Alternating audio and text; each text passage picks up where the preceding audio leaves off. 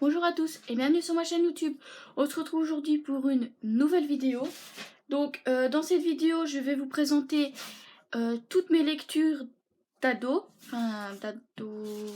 surtout d'ado quand j'allais à l'école, on va dire. Et dans celle-là en fait il y a beaucoup de lectures qui nous étaient données en fait, qu'on disait t'achètes ce livre là, tu le lis. Mais en fait le premier livre que je vais vous présenter, c'est un livre où en fait on avait le choix entre plusieurs livres, on pouvait choisir celui qu'on voulait et j'étais la seule à choisir celui-là. En même temps, voilà, quand vous allez voir c'est qui, vous allez comprendre. C'est pas trop le genre de lecture qu'il y avait dans ma classe. Enfin d'ailleurs ils aimaient déjà pas lire, donc ils vont pas lire un livre comme celui-là. Mais bon. Celui-là je crois que je l'ai fait dans ma dernière année. Ouais, je l'ai fait il y a encore... il y a là comme quoi... vous n'avez pas le temps de voir mon nom de famille. Donc il y a là comme quoi je l'ai fait en dernière année, voilà. Je crois que c'était l'une des dernières lectures qu'on a faites. Et donc il s'agit donc de Misery de Stephen King aux éditions Le Livre de Poche. Donc il faut savoir que c'est tout des livres en format poche de toute façon qu'on lisait. Voilà, c'était tout des livres en format poche. Et donc voilà, donc celui-là en fait on avait le choix entre plusieurs livres, on a beaucoup compris le même. Moi il restait Misery, je fais bon bah je vais prendre Misery, écoutez, j'adore Stephen King de toute façon donc voilà. Et j'avoue que la prof m'a dit t'as le cœur bien accroché? Je dis pas de soucis madame, vous inquiétez pas, j'adore Stephen King. Elle fait ah d'accord, et j'étais pas au courant. Je dis ben oui, avec mon papa on adore Stephen King donc forcément voilà, enfin mon papa aime surtout les livres les thrillers comme ça en fait. Lui c'est surtout ça qu'il lit les thrillers de Stephen King, etc. Tous des livres policiers, etc. Donc voilà. Et donc j'avais dû le lire. Et donc en fait dans cette histoire c'est un auteur qui décide donc dans le dernier roman en fait, Misery, c'est toute une série de romans de l'auteur qui a dedans, pas de Stephen King, hein, de l'auteur dans le livre. Et en fait, il décide d'un jour au lendemain de faire mourir Misery. Je vous parle de tout début, hein, de faire mourir Misery pour se concentrer sur d'autres romans, ce qui est, ma foi, assez logique, assez compréhensible. Et en fait, dedans, il y a sa plus grande femme. En fait, au départ, il a juste un accident de voiture. Bon, un accident de voiture, ça arrive, t'as trop bu, etc. Mais c'était pour fêter au fait qu'il était débarrassé de Misery, voilà. Et Annie va le trouver au bord de la route et va le sauver. Seulement, eh ben, ça va pas se passer comme prévu parce que Annie, c'est la plus grande fan de Misery, de l'auteur également. Et elle va pas lui pardonner en fait d'avoir tué Misery. Pour elle, le livre sent mauvais. On s'en fout. Enfin, sans mauvais. Sans le renfermer, quoi. En même temps, ça fait presque 3 ans. Je l'ai. Je crois, ouais, ça fera 3 ans là, dans pas longtemps que je l'ai. Donc, les pages sont un peu jaunies quand on regarde. Elles sont un peu jaunies. Mais bon, en même temps, voilà. Et donc, en fait, elle va commencer à... donc, déjà, elle va se trouver enfermée dans sa cave. Et en fait, elle va l'obliger déjà à réécrire son histoire, etc. Et c'est vrai qu'il faut avoir le cœur bien accroché parce qu'il y a des détails. Surtout que c'était le premier que je lisais. Oui et non, mais c'est le premier sur lequel je me concentrais vraiment. Vous voyez, c'est ce livre-là qui m'a donné envie de relire du Stephen King après. Et quand t'as 18 ans, bah ça va, j'avais presque 18 ans, on va dire. Parce que je suis au mois de 7 ans, donc forcément, voilà. Mais voilà quoi. C'est un peu... Fallait avoir le corps bien accroché, ma prof avait raison, mais j'ai adoré, voilà. Ça m'a donné envie de lire du Stephen King, de continuer à lire du Stephen King, et même si j'ai racheté du Stephen King que là en 2017, c'est pas grave. Il a fallu 2 ans pour en racheter un, mais c'est pas grave. Et donc ensuite, celui-là était obligatoire, je sais plus en quelle année on l'a lu, parce que c'est pas marqué dessus, mais je crois que c'était en dernière année aussi. Dernière ou avant-dernière, parce que... Voilà. Donc c'est Auschwitz expliqué à ma fille de Annette Wieviorka aux éditions Seuil. Avec, on peut le voir, une très belle je vais y arriver, illustration, voilà, avec une très belle illustration dessus. Et en fait, il est vraiment tout petit, hein. Il fait même pas, il fait un petit peu plus de 60 pages. Et en fait, si je me souviens bien, celui-là, on l'a lu dans le cadre qu'on allait visiter, pas un camp de concentration, mais un endroit où il y a eu beaucoup de déportés. Voilà. Et enfin, c'est pas un camp de concentration, mais il y a eu des déportés là-bas, des morts, etc. Et en fait, sur un grand mur, c'était du côté de Malines, en Belgique, si vous connaissez. C'était de ce côté-là. Et on y avait été, je crois que c'était en 6e année, parce que j'avais été avec mon copain. Soit c'était en 5e, non, c'était pas en 5e, non, ouais, c'était en dernière année. Et en fait, on avait lu un truc par rapport à Auschwitz, etc. Parce qu'on était donc un peu dans la Deuxième Guerre mondiale, en français, c'est un peu bizarre, mais voilà. Et donc, là, en fait, dans cette histoire, tout est dit dans le titre. En fait, c'est une femme qui a été à Auschwitz. Et en fait, dans le livre, elle répond aux questions de sa fille, tout simplement. C'est pas en forme... Enfin, si, c'est en forme d'interview, en fait. Regardez, je vais vous montrer, c'est en forme d'interview. Regardez. C'est en forme d'interview, en fait, elle interroge sa mère, qui elle a été là-bas. Et donc, en fait, je vais vous dire le résumé, c'est: peut-on expliquer à un enfant ce qui demeure en partie énigmatique? Comment faire comprendre à une jeune fille d'aujourd'hui que les nazis dépensèrent tant d'énergie pour aller chercher aux quatre coins de l'Europe et exterminer des millions d'hommes, de femmes et d'enfants simplement parce qu'ils étaient juifs? Sur cette immense question de la Shoah, sur l'énigme du mal absolu, une historienne reconnue répond aux questions très directes de sa propre fille. Donc voilà. C'est vrai que ça nous permet d'en apprendre quand même énormément sur Auschwitz. Bon, c'est vrai qu'on en apprend dans les cours, etc. Mais rien n'est mieux expliqué que par ceux qui l'ont vécu, je veux dire. Donc voilà. Et en fait, je pense que je le relirai un jour. Et celui-là, en fait, que je vais vous présenter, j'ai déjà présenté dans une de mes vidéos. Dans la vidéo, un tag, je sais plus lequel, mais un tag. Ah, je crois que c'était le Netflix Book Tag. Je crois que c'était celui-là. C'était mon dernier tag, donc voilà. Donc c'est Plus fort que la haine de Tim Guénard. Encore une fois, je devais l'avoir lu soit en avant-dernière année, soit en dernière année, parce que les 2 dernières années, j'avais la même prof de français. Faut dire qu'en Belgique, en fait, en général, enfin surtout dans le collège où j'étais, en général, c'est par option. Enfin oui, c'est pas en général, c'est par option dans les écoles. Et moi, dans mon école, en fait, j'avais donc 4, 5, 3, 4, 5, 6, c'était la même option, donc option technique. Donc en général, j'avais les mêmes profs en 3e, en 4e et en 5e et 6e. Donc en 5e, j'avais la même prof de français, la même prof de sciences techno, etc. Et donc, c'est Plus fort que l'aide de Tim Guénard aux éditions J'ai lu. Donc, comme j'ai déjà expliqué dans mon Netflix Book Tag, en fait, on va suivre l'histoire. Enfin, Tim va nous raconter l'histoire de sa jeunesse, ce qu'il a vécu, etc. Donc, comment il a vécu avec son père, après comment il a vécu en famille d'accueil, etc. Et c'est vrai que, comme Stephen King, en fait, il faut pas s'attendre à quelque chose de doux, parce que c'est absolument pas ça. Il lésine pas sur les détails, en fait. Et ça c'était une lecture obligatoire, je m'en souviens.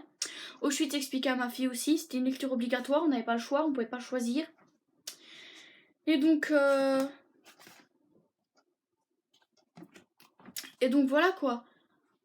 C'était obligatoire. Et là, je vais vous présenter un livre qui apparemment remonte à longtemps quand même, parce que j'étais en 2e année, donc en 2e secondaire. Vous imaginez que... Oui, bon, excusez-moi pour les Français, essayez de faire le rapprochement. Je crois que nous, la 2e, c'est la 5e pour vous. Je crois. C'est pas ça. De toute façon, il y a des tableaux sur internet, donc il y a moyen de vous retrouver. Donc c'est Oscar et la Dame Rose d'Éric Emmanuel Schmitt aux éditions Magnard. Et donc franchement, ce livre m'a fait pleurer. Parce qu'en fait, c'est un petit garçon qui vit à l'hôpital. Et en fait, lui, il sait qu'il va mourir. Personne ne lui dit clairement, mais il sait qu'il va mourir. Et en fait, il y a quelqu'un qui lui rend visite, donc c'est la Dame Rose. Et en fait, un jour, pour lui faire son sentiment seul, il va dire: bah tiens, écris à Dieu. Et donc, on va suivre ses lettres, un petit peu comme ça. Où déjà, il va y avoir les visites de la Dame Rose. On va voir aussi certaines lettres qu'il écrit à Dieu, etc. Et c'est poignant, en fait, comme récit. Je me souviens très bien qu'il m'avait fait pleurer, celui-là. Et d'ailleurs, j'avais regardé le film, juste après, qui m'avait aussi fait pleurer. Parce que c'est touchant, c'est l'histoire d'un petit garçon de 10 ans, en fait, qui raconte sa vie, qui raconte, en fait, tout ce qu'il vit à l'école, etc. Et en fait, à la fin, on a une interview donc d'Éric Emmanuel Schmitt, voilà. On a des compléments de texte, etc.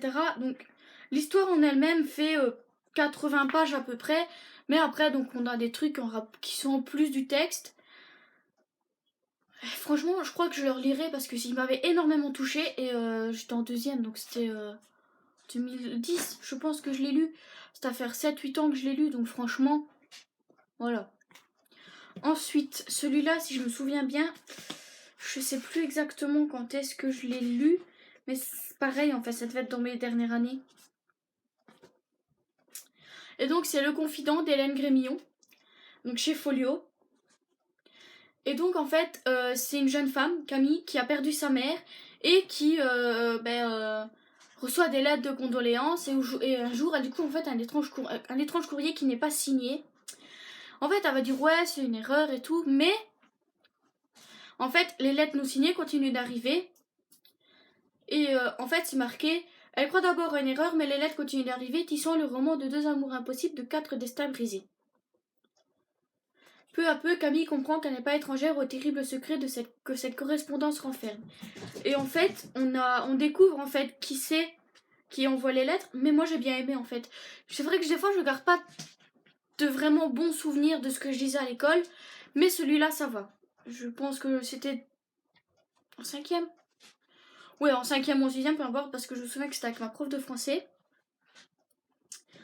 Et il y avait un autre livre aussi que je n'avais pas. En fait, voilà, c'était. On avait celui-là à lire, on avait un autre livre aussi à lire juste après, que lui je n'ai pas su terminer. Pourtant, j'adore. J'adore. Pourtant, c'est vrai que si j'ai su lire du Stephen King, j'aurais su celui-là, mais je l'ai pas ici. Donc voilà.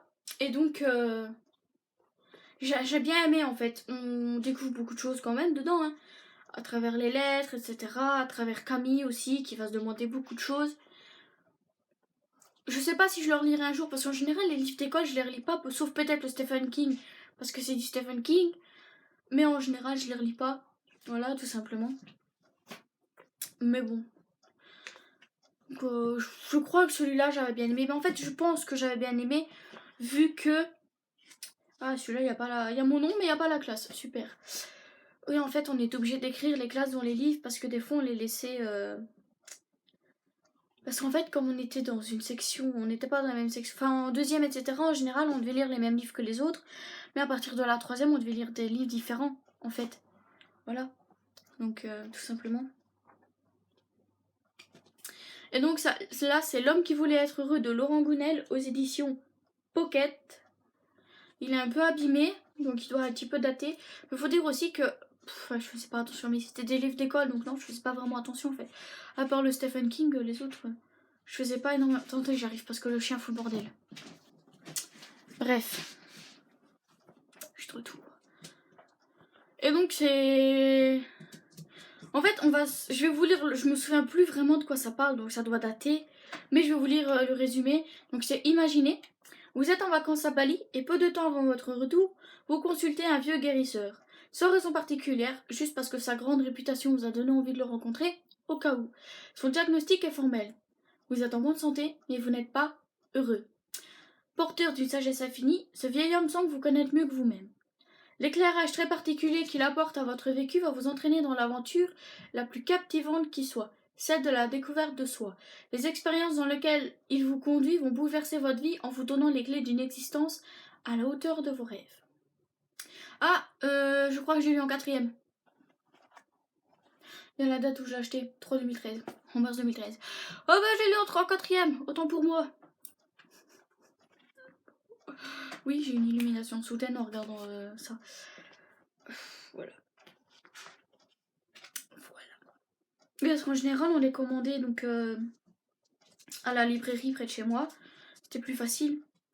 Et quand on commandait des livres chez elle, en fait, elle étiquetait le prix, mais aussi la date à laquelle on commandait, enfin le mois à laquelle on commandait, pour ses comptes en fait. C'était plus facile pour elle. Et donc je me souviens pas vraiment de ce livre-là. En temps, j'étais en 4e, ça remonte à fin 2013. Donc vous imaginez bien, mars 2013, on est en mars 2018, ça fait 5 ans. Donc vous imaginez quand même que je m'en souviens pas énormément. Mais voilà, en fait, il faut savoir que nous, les livres, on les lisait pas comme ça, juste pour lire. On avait des interros dessus sur les livres. Et en 4e, on n'avait pas le livre à côté pour regarder. Hein. Enfin, même en 5e et 6e, c'était rare. Mais voilà. Je m'en souviens pas énormément, mais bon. Je vais regarder, en fait, il y a peut-être d'autres que j'ai... En fait, je me souviens que je les ai tous achetés à la librairie, parce que, voilà, tous. Hein. C'était plus facile pour nous, en plus, c'était à 5 minutes, donc voilà. Et celui-là date de quand j'étais en 3e, parce que c'est marqué 2012 sur l'étiquette. Là, celui-là est quand même assez connu. Et en fait, regardez la différence France-Belgique. Hein. Ma mère l'a payé 6,49 € et il coûtait 5,70 €. Vous imaginez à quel point ils augmentent les prix en Belgique.